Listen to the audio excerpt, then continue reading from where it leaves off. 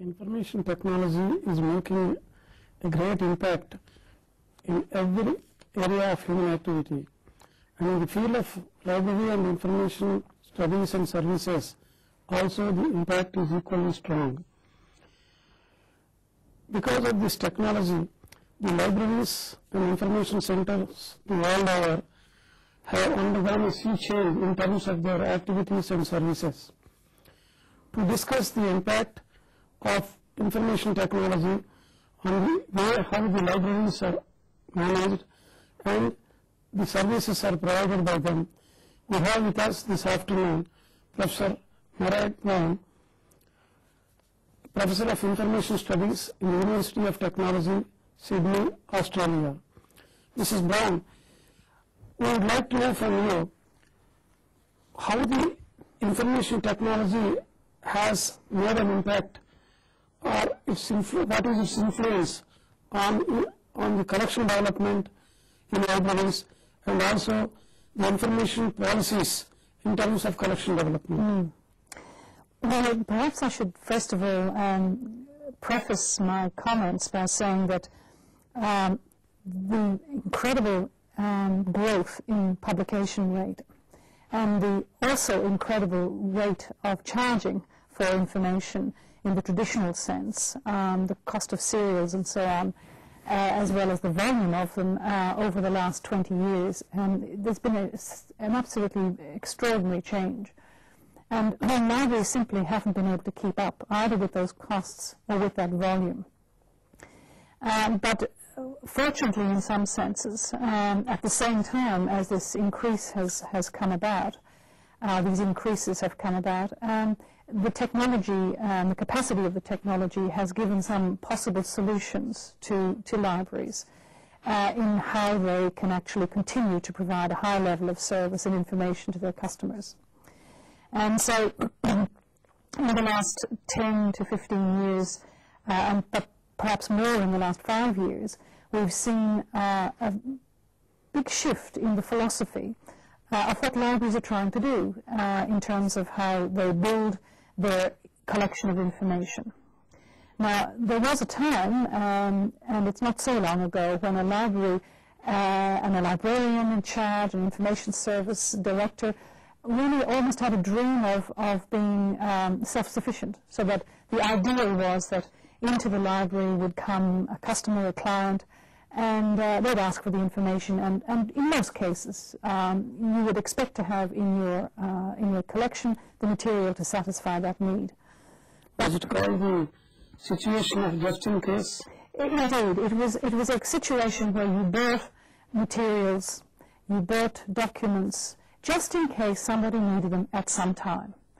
And a lot of studies were carried out of the major research collections internationally, especially in the United States, and they found an extraordinarily small proportion, in fact, of those library collections that were ever used. They were simply bought and they lay there, but at the same time, of course, were costing a great deal of money both to buy and to maintain. Now, with the technology, new vistas have been opened up. Not only can we access information on the network and through the internet, for example, which is a wonderful source, but we can also find documents and where they're located and have them sent to us through the aid of the technology. So what's happened now is that the concept of a just-in-time library has evolved, whereby you don't aim to have everything just in case a document is required. You aim to get it when the person requires it. And that's the goal that you have in building your collection. So your emphasis has moved in the libraries, the emphasis has moved on owning material, having it there physically in the library, to actually having access to the material regardless of where it's held. With regard to the response given by the libraries and information centers to these technological developments, it could not be the same with every library in every country. Indeed, so, how do you observe the response of libraries towards absorbing these technologies and utilizing them for improving their efficiency in services and activities? I think libraries have been very good at using technology, even in the simplest of circumstances. I think we have a long history in libraries of adapting technology. I mean, if you think back into the history of libraries, libraries were among the very early adopters of computers for housekeeping, for cataloguing, and for lists and so on. And so we seem to be very flexible in this respect. I think what's happened, certainly in my experience in Australian libraries, and I'm talking about the smallest local library right through to the research libraries and the National Library, is that money that previously was being spent on buying books and serials is now being spent on the technology. So it does have a big effect on how you actually allocate your funds. And the technology is certainly expensive. But when you if you do a sum, if you do a little bit of mathematics, if you work out the cost of buying and holding materials just in case, you find it's actually cheaper to buy materials just in time.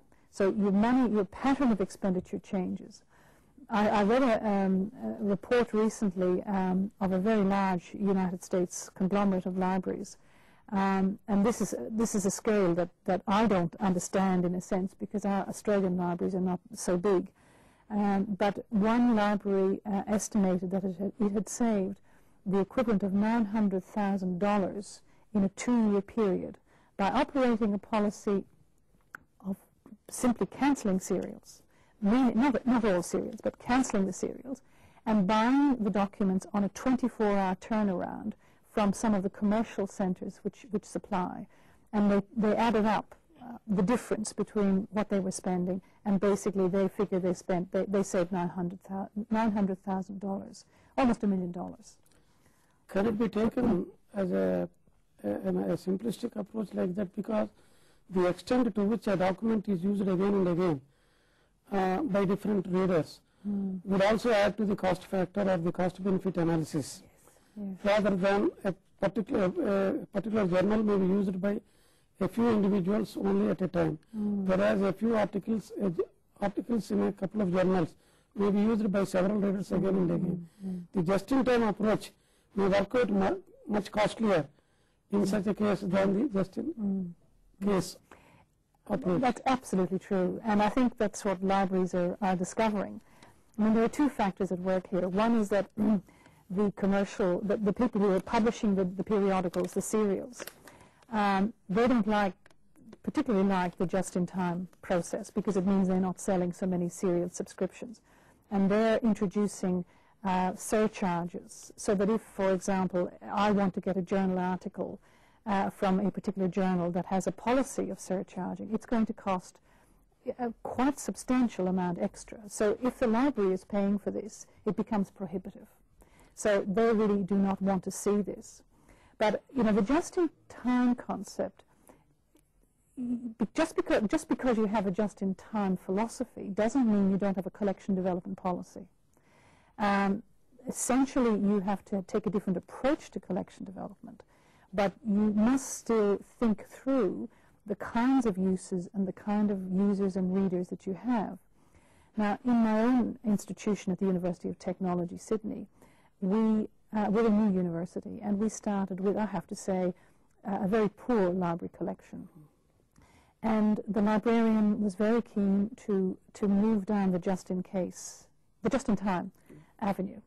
And he was rocketing down there. He was moving very fast. And eventually we said, stop, just a moment.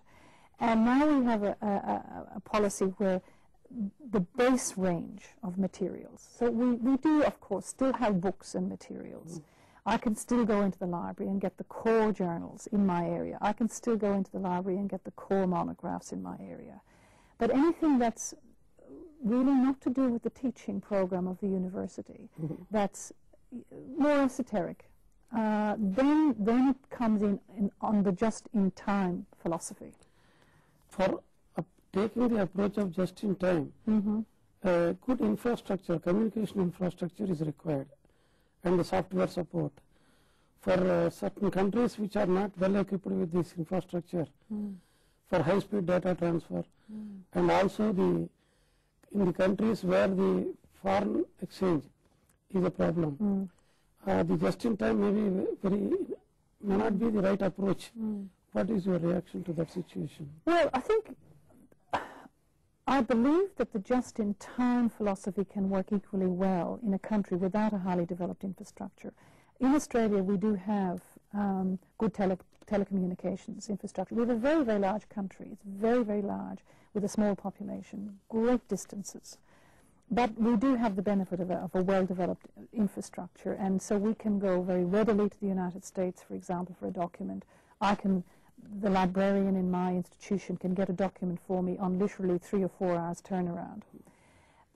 In a country where you don't have an infrastructure, where it's still in the developmental phase, it seems to me there's no reason whatever that the libraries cannot be more self-sufficient internally, and that they should be able to collaborate and cooperate so that the individual collections in those libraries become, if you like, conceptualized as part of a whole collection. And this is a concept we've had in Australia for some years, and it's got the label, the distributed national collection, so that our national library is not a great big imposing national library with every subject under the sun, but the National Library maintains the Union Catalogue, so that it is the central point, it's the place you go to for the information about the location, but then you don't get the document from there. You get it from a local library, perhaps, someone in your locality. And I think, the Postal Service enables you to operate a just-in-time, it seems to me, just as readily as does, sending data down a high-speed line. So I think it has validity. Such an approach requires also another requirement of the libraries responding very fast. Yes. And they must be having the minimum infrastructure for providing document copy within, say, a reasonable time of 24 hours or 48 hours.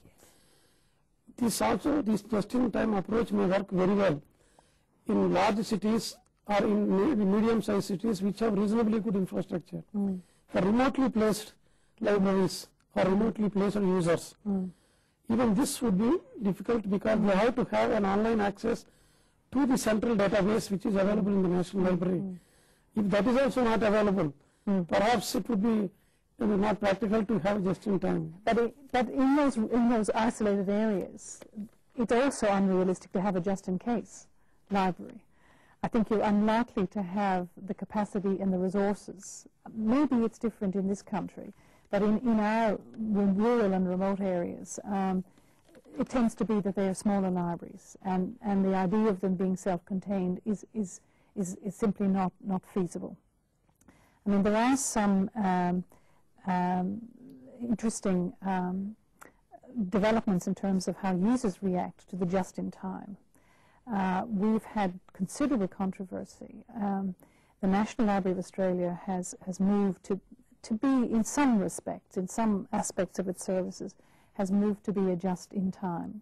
But many of the users don't like this. They have a picture, a vision, an expectation that they can walk into this library and have all their needs met.